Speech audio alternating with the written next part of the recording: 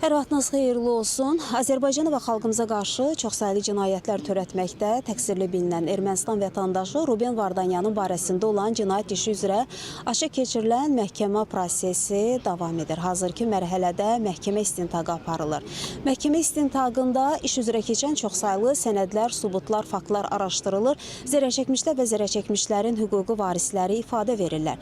Məhkəmə prosesində Ermənistan dövləti, onun silahlı qüvvələrinin, vəzifəli şəxslərinin Azərbaycana qarşı təcavüzkar müharibə aparmaqdan ötürü yaradılmış cinayətkar birliyə Ruben Vardanyan da qoşulduqdan sonra törədilmiş cinayət hadisələri üzrə keçən çoxsaylı sənədlər, sübutlar, faktlar məhkəmə prosesində tədqiq olunur.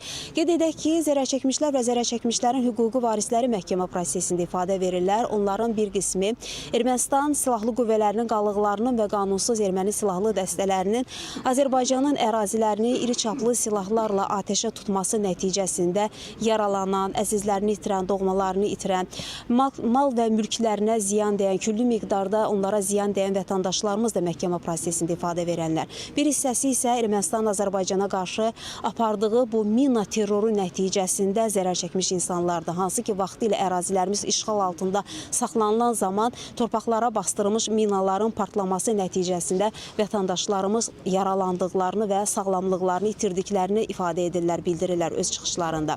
Qeyd edək ki, Ruben Vardanyana isə yeni müdafiəçi təyin olunub. O, ötən iclasların birində müdafiəçisindən imtina etmişdi. Bundan sonra isə dövlət hesabına ona yeni müdafiəçi təyin olunmasına etiraz etməmişdi. Həmin qərar, məhkəmənin çıxardığı qərar, yeni müdafiəçinin təyin olunması ilə bağlı çıxardığı qərar vəkillər kollegiyasına göndərilmiş və Ruben Vardanyana yeni vəkil təyin olunmuşdu. Yeni vəkilin isə işlə tanış olması, eyni zamanda Ruben Vardanyanla görüşməsi üçün ona şərait yaradılmışdı, imkan yaradılmışdı. Eyni zamanda ötən iclasda məhkəmə prosesi təxirə salınmışdı və təqsirləndirilən şəxslə müdafiəçisinin görüşməsi üçün, işlə tanış olması üçün onlara kifayət qədər zaman və vaxt tanınmışdı.